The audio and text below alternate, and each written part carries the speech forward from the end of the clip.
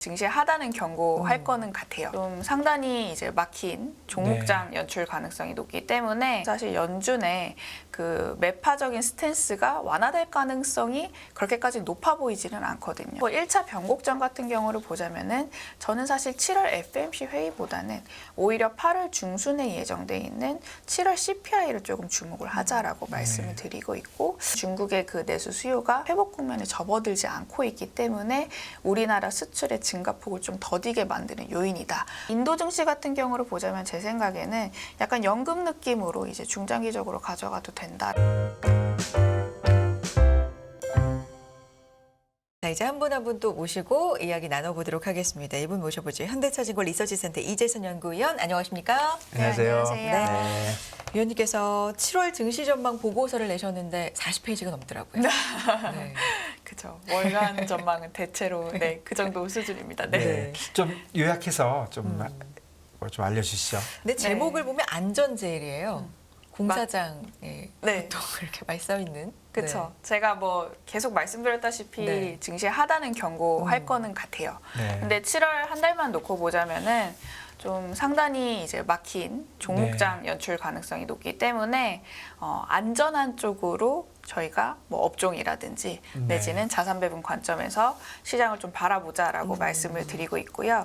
뭐 단기적으로 보자면은 저희가 이번 주에 그 6월달 CPI 지표가 발표가 되는데 시장 컨센서스만 놓고 보자면은 사실 연준의 그 매파적인 스탠스가 완화될 가능성이 그렇게까지 높아 보이지는 않거든요. 저희가 헤드라인 CPI가 3% 초반까지 하락을 한다라고 하더라도 코어 CPI 자체가 5% 초반 수준까지 밖에 떨어지지 않기 때문에 연준이 7월 FOMC 회의에서 뭐 사실 시장에 또 유의미하게 완화적인 스탠스를 전달할 가능성은 낮다라고 생각을 하고 있습니다. 그렇기 때문에 증시 입장에서도 보자면요, 금리의 절대적인 레벨이 좀 단기적으로 부담이다라고 생각이 들고 있어요.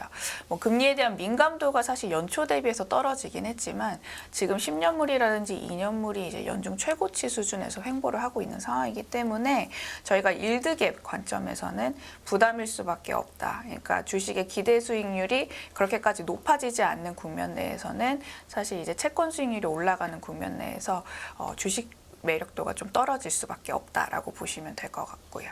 뭐 그렇다고 사실 뭐 저는 마냥 비관적일 그런 것까지는 없다라고 생각이 들고 있고, 중장기적으로 봤을 땐 시간이 좀 더 필요하다라고 생각을 하고 있습니다. 이번 주에 이제 지난주 금요일날 고용 데이터가 발표가 됐는데, 고용 데이터들도 사실 몇몇 데이터들은 사실 디스인플레이션을 가리키고 있다라고 생각이 들고 있고요. 일단 24세에서 54세 경제활동 참가율을 보시면요, 저희가 83.5%를 기록을 했는데 이제 02년 5월 이후에 가장 높은 수치입니다. 그러니까 젊은 노동력들이 지금 돌아오고 있다라는 게 입증이 됐거든요. 저희가 노동 측면에서 가장 이제 애로사항 중에 하나였던 게 사실 그 유유 노동력이 돌아오지 않고 있는 점에 대해서 굉장히 좀 고민거리였었는데, 이 젊은 노동층이 돌아온다는 것은 연준의 이제 추가 긴축으로 인한 노동 수요 억제 필요성을 좀 낮추는 요인이라고 생각이 들고 있어서 연준의 추가 긴축 가능성이 그렇게까지는 전 사실 이제 연내 놓고 봤을 때는 많이 높아 보이지 않는다. 지금 선물 시장에서 반영하는 부분은 조금 과장돼 있다라고 좀 생각이 들어요. 이 연내 두 차례 금리 인상에 대해서 회의적인 시각을 저는 개인적으로 생각을 하고 있는 상황이고요. 또 이제 이직자들의 임금 상승률도 점차 낮아지고 있는 국면이기 때문에 임금 상승률이 지금 낮아지는 국면 내에서 연준이 굳이 하반기 때 경제가 둔화되는데 이 긴축을 한 차례 더 추가적으로 올릴 수 있을까라는 것에 대해서 한 번쯤은 더 고민을 해볼 필요가 있다라고 생각을 하고 있습니다. 또 이제 무엇보다 보시면 저희가 늘상 얘기하지만 코어 CPI의 절대적인 수치가 아무래도 이제 그 임대료가 시차를 두고 이제 기여도가 빠질 가능성이 높다 보니까 여름 정점에서 저는 절대적인 수치는 낮아질 거라고 생각이 들고 있거든요. 그래서 이미 연내 두 차례 추가 금리 가능성을 금리 레벨이 반영을 했기 때문에요. 3분기 중에 코어 CPI의 그 절대적인 둔화 속도가 관찰이 된다라고 했을 때는 금리 레벨 자체는 오히려 상승의 재료 기여도보다는 하락의 재료를 찾을 가능성이 높다라고 생각이 들고 있고 이렇게 된다라고 했을 때 아까 제가 말씀드렸던 일드갭의 부담이 주식시장 쪽에서는 낮아지게 되면서 위험자산의 가격의 메리트가 조금씩 높아지는 국면이 전개될 것이라고 예상을 하고 있습니다. 네. 따라서 뭐 1차 변곡점 같은 경우를 보자면은 저는 사실 7월 FMC 회의보다는 오히려 8월 중순에 예정돼 있는 7월 CPI를 조금 주목을 하자라고 말씀을 드리고 있고 그 전까지는 사실 지수 레벨에 대한 플레이보다는 오히려 이제 종목장 내에서 저희가 이제 조금 하반기 때 이익이라든지 내지는 안정적인 측면에서 시장에 상대적인 수익률을 가져다 줄 수 있는 업종을 선택을 하자라고 말씀을 드리고 있습니다. 네. 네. 이번에 발표되는 게 이제 6월 CPI인데 그것보다는 7월 CPI가 조금 더 시장에는 중요한 네. 의미를 가질 수 있다. 이걸 조금 더 구체적으로 이유를 말씀해 주신다면요. 이제 연준이 네. 기대하고 있는 부분은 헤드라인 CPI는 저희가 WTI의 그 상승이 그렇게까지 지금 높게 전개가 되지 않고 있고 네. 또 전년 동기 대비해서 이제 YOY 그 증감률이 굉장히 많이 빠지기 때문에 낮아질 가능성이 높은 건 사실입니다. 다만 이제 저희가 늘상 얘기한 거는 이 끈적한 물가 가격이 떨어지는 게 네. 중요한데 그렇기 때문에 연준이 지금 지켜보는 것 중에 하나가 그 코어에 대한 부분이거든요. 근데 저희가 6월달 CPI에 만약에 5% 초반대를 기록을 하게 된다라고 했을 때는 사실 기준금리와 그렇게까지 크게 차이가 별로 없는 이제 절대적인 수치가 네. 나타날 가능성이 높습니다. 근데 연준은 이제 완전히 기준금리보다도 아래로 떨어지는 코어 CPI의 절대적인 수치를 보고 싶어하는 상황이거든요. 근데 임대료가 저희가 봤을 때 아직까지 기여도가 완전히 빠지지는 않고 있어요. 근데 저희가 집값이 작년 6월 달부터 계속해서 하락을 해서 현재까지 보자면은 마이너스 1%까지 이제 하락을 했거든요. 이 집값에 대한 기여도가 1년 정도 시차를 두고 임대료에 이제 반영될 가능성이 높은데 6월달 CPI에 이 부분에 대해서 반영이 되지 않는다라고 했을 때는 저는 오히려 7월 CPI라든지 내지는 8월 CPI부터 이 임대료 기여도가 빠질 거는 같아요. 코어가 사실 임대료가 거의 40%를 차지를 하기 때문에 이 수치가 빠진다라고 했을 때는 연준이 어느 정도 이거를 이제 확인을 한 뒤에는 사실 이 연내 추가 2차례 긴축 가능성에 대해서 그렇게까지 이제 매파적으로 이제 약간 조금 날을 세울 것 같지는 않다라고 생각이 들고 있어서요. 이제 조금 기다려 보자라는 시각입니다. 네. 예. 7월 달에 들으면서 사실은 미국 증시는 뭐 그런 대로 버티는 것 같은데 국내 증시가 조금 생각보다는 좀 약한데 어떤 이유에서 좀 이러고 있나요? 미국과 달리 우리나라의 네. 그 상대 강도가 조금 부진한 결정적인 이유 중에 하나는 중국이라고 보시면 될 것 네. 같아요. 아무래도 저희가 중국에 대한 익스포저가 뭐 사실 이제 조금 과거 대비해서 옅어지긴 했지만 네. 여전히 이제 저희 쪽의 그 밸류 체인이 굉장히 높은 국가 중에 하나고 실제로 수출 내에서의 기여도도 한 30-40%를 차지를 하기 때문에 중국의 내수가 회복하는 국면이 아니다라고 했을 때는 우리나라의 수출 입장에서도 사실 상대적으로 타격이 될 수밖에 없다라고 보시면 될 것 같아요. 근데 중국 같은 경우를 보자면 이번 주에도 PPI가 시장 예상치를 하회를 하면서 여전히 내수 수요가 부진한 것을 확인을 했고요. 우리나라도 보자면 6월달 수출이 전년 동기 대비해서 18개월 만에 처음으로 플러스 증가를 하긴 했지만 이게 시장 예상치를 하회하는 수준이었습니다. 그러니까 절반 정도 증가폭에 그친 수준이었거든요.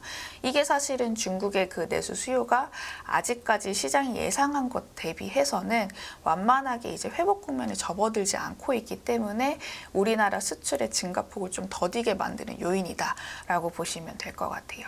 그래서 코스피 같은 경우도 저는 이제 7월달 코스피 밴드를 2,650포인트를 상단으로 잡았는데 마찬가지로 종목장 가능성이 높다라고 생각을 하고 있습니다. 뭐 물론 아까 제가 말씀드렸다시피 긍정적인 부분은 수출 여건이 하반기 때 개선이 될 거는 같지만 아직까지 중국 경기 회복세가 지연이 되고 있으면서 수출 증가 폭 자체가 조금 저조한 수준이다. 무역 수지도 마찬가지라고 보시면 될 것 같고요. 네. 절반 정도의 흑자폭밖에 기록을 하지를 못했거든요. 그래서 실제로 저희가 전반적으로 어닝 추정치를 보시면 상향 조정 속도가 6월달 대비해서도 조금 둔화되는 흐름이 보여지고 있는 상황이에요. 대형주라든지 뭐 중소형주의 영업이익률 추정치도 6월 말 기점으로 조금씩은 둔탁한 흐름을 보여주고 있다라고 생각을 하고 있어서 7월 달도 우리나라 증시는 조금 숨고르기가 필요하다라고 보고 있습니다. 그러니까 상대적으로 미국 증시보다는 좀 못 따라갈 가능성이 많다. 네, 아직까지는 이제 중국이 좀 도움을 네. 줘야 되는데 그 열쇠를 아직 찾지를 못하고 있는 것 같아요. 어제 중국 CPI가 발표됐는데 뭐 PPI 말씀도 해주셨지만 0%가 나왔거든요. 네. 그러면서 디플레이션 얘기도 다른 맞습니다. 데서는 인플레를 잡기 위해서 지금 난리인데 중국은 디플레이션 얘기가 좀 많이 나오고 있습니다. 이게 네. 좀 장기화되면 우리나라에 확실히 좀 악영향이 있겠죠. 네, 악영향이 있을 가능성이 좀 높죠. 네. 근데 중국도 마냥 제가 봤을 때는 디플레이션 걱정이 만약에 계속해서 부각이 된다라고 했을 때는 손을 놓을 수는 없을 거는 같아요. 저희가 지금 금리 인하는 일단 6월 달에 한 차례 실시를 했는데 이 정책의 연속성을 감안을 한다라고 했을 때는 여름 중에 아마 추가적으로 부양정책이 나올 가능성이 높다라고 생각이 들고 있고요.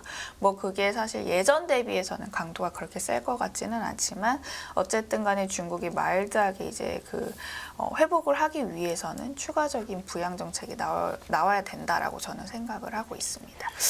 그렇게 된다라고 했을 때는 그 중국 경제 지표 데이터 반등이 나올 시기가 제가 봤을 때는 과거 국면이랑 좀 비교를 해봤을 때 대략적으로 한 1분기 정도 시차를 두고 반영을 하게 되더라고요. 그래서 제 생각에는 중국 경기에 대한 회복 기대감도 여름은 조금 이른 것 같고요. 저희가 가을쯤에 좀 기대를 해볼 수가 있을 것 같아서 그때쯤이면은 이제 선진국 대비해서 특히 이제 중국의 수혜를 받을 수 있는 우리나라의 매력도가 조금 더 부각이 되지 않을까라고 생각을 하고 있습니다. 네, 일단 중국은 부양책에 눈이 갈 수밖에 없네요. 네. 구체적으로 이제 실적 시즌이 네. 뭐 미국도 그렇고 우리도 다가오고 삼성전자의 실적도 얼마 전에 발표가 됐는데 네. 이 부분에 관련돼서는 어떨까요? 기대해보기는 좀 어렵다라는 의견이 대부분인 것 같기는 하지만 네. 그래도 바닥 확인 정도는 네. 업종별로 좀 차별화가 될까요? 어떻습니까? 그렇죠. 바닥 네. 확인은 될 것 같아요. 네. 2분기가 이제 뭐 우리나라도 그렇고요. 글로벌리 해서 이익의 감익 폭이 이제 바닥을 형성하는 이제 결정적인 분기가 될 것 같아서 이익은 이제 2분기 이제 지나면은 사실 더 떨어질 가능성은 전반적으로 좀 제한적일 것 같습니다. 다만 하반기를 놓고 봤을 때는 업종별로 좀 차별화가 되는 흐름이 전개될 네. 가능성이 높다라고 생각이 들고 있고요. 미국도 그렇지만요. 우리나라도 마찬가지로 조금 안정적인 업종에 저는 이제 7월 달에 주목을 하자라고 말씀을 드리고 있고 아까 제가 일드갭을 말씀을 드렸는데 결국에는 저희가 주식에 대한 기대 수익률을 기대하기 위해서는 이 기대 수익률을 높여줄 수 있는 이익 반등 지속성이 좀 중요해 보일 것 같아요. 그래서 미국만 놓고 보자면은 저희가 S&P 500 전체 지수 대비해서는 나스닥 100 기업들의 그 이익 반등 추정치가 좀 상대적으로 지금 강한 편이거든요. 그래서 7월 달에는 S&P 500보다는 이제 나스닥 100, 그러니까 빅테크 기업들이 대부분의 기여도를 차지를 하고 있는데 오히려 빅테크 기업들이 방어주 역할을 할 가능성이 높다. 그러니까 증시 레벨이 재미없는 장에서요.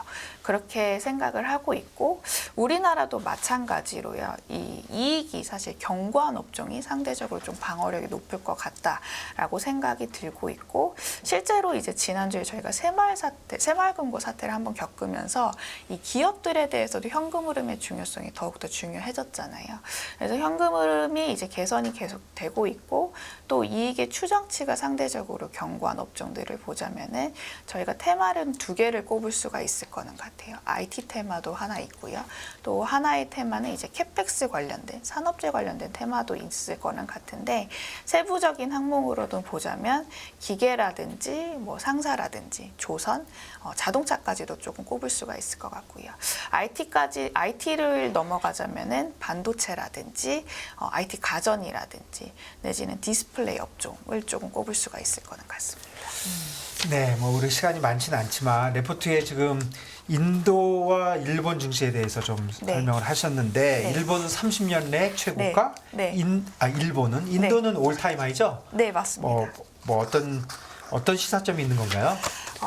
증시 조정 구간에서도 사실 EM 내에서 일본과 인도 증시가 네. 이제 연이은 신고가를 기록을 했었는데 이 증시의 특징은 결정적으로 결국에는 이제 성장률이 나오는 내지는 이익 방어력, 그러니까 이익 개선이 담보가 되면서 결국에는 중장기적으로 주주 환원 정책에 대한 기대감을 이제 불어 넣어줄 수 있는 특징들을 조금 네. 반영을 해주는 것 같아요. 특히 인도 같은 경우를 보자면은 사실 이제 EM 내에서 중국 다음으로 이제 포스트 차이나로 불리는 국가 중에 하나고 성장률이 이제 6% 후반대를 아마 연내 기록할 것으로 예상되는 유일무이한 네. 국가입니다. 네. 근데 외국인들이 EM 증시를 투자를 할 때 결국에는 성장률을 보고 투자를 하는 경향이 없지 않아 있거든요. 그래서 인도 증시 같은 경우를 보자면 제 생각에는 약간 연금 느낌으로 이제 중장기적으로 가져가도 된다라고 생각이 들고 있고요. 뭐 ETF를 저는 이제 개인적으로 조금 추천을 드리고 있는 상황입니다. ETF도 많이 나와 있나요? 네, ETF도 많이 있는 상황이고 저희가 종목은 사실 이제 접근을 할 수가 없는 게 네. 외국인 투자 제한이 조금 규제가 네, 이제 네. 강화가 되기 때문에 종목별보다는 이제 그냥 EM 내에서의 그 ETF 자산 배분 측면에서 인도 증시는 중장기적으로 성장성이 높다라고 생각이 들고 있고요. 일본 같은 경우를 보자면은 이제 아까 제가 말씀드렸다시피 성장률은 사실 우리나라랑 비슷하게 네. 잘 나오지는 않는 국가 중에 하나예요. 다만 이제 저희가 이제 여러 가지 요인들이 최근에 많이 중첩이 되어 네. 있는데 BOJ가 아직까지는 이제 긴축 정책을 이제 선회를 하고 있지 않아서 엔화 약세가 어떻게 보자면은 이제 환차익 측면에서 외국인 입장에서 매력적으로 보이게끔 만드는 이제 요소로 작용을 해주고 있는 상황이고요. 또 실제로 이익 추정치 개선도 나쁘지만은 않은 상황입니다. EM 내에서 계속해서 반도체라든지 상사 위주로 이익 개선이 진행이 되고 있는 상황이고 또 이와 더불어서 최근에는 주주 환원 정책 기대감이 부각이 되면서 외국인들의 높은 관심을 가지고 있기 때문에 이 일본 증시 같은 경우도 보자면 하반기 때 아시아 증시 내에서도 좀 유망한 국가 중에 하나다라고 생각을 일본의 하고 주주 있습니다. 환원 정책이 이번 일본 증시 상승에 많은 영향을 미쳤다고 보십니까? 저는 결정적인 영향을 또 미쳤다라고 생각이 네, 드는 게요. 네. 실제로 일본 증시 상승을 선도하고 있는 업종들을 보자면요. 반도체와 상사 업종이거든요. 네. 버핏의 영향도 사실 없지 않아 네. 있었던 거는 같고요. 저희가 일본 배당 성향을 보시면은 1분기만 놓고 보자면은 미국 배당 성향을 지금 앞질렀습니다. 네. 원래 평균적으로는 미국이 앞지르는 상황이었는데 네. 실제로도 배당에 대한 기대감이 수치로도 조금 나타나고 있다라고 생각이 들어서 외국인들이 아마 계속해서 이제 일본 증시 관심을 많이 가질 거는 같아요. 우리 기업들도 잘 생각해봐야 되겠네요. 네, 맞습니다. 네. 네. 자, 오늘 여기까지 듣겠고요. 40페이지 넘는 또 보고서를 내주셔서 좀 짧은 시간이지만 요약해서 들어봤습니다. 현대차증권 리서치센터 이재선 연구위원 함께했습니다. 고맙습니다. 네, 감사합니다. 감사합니다.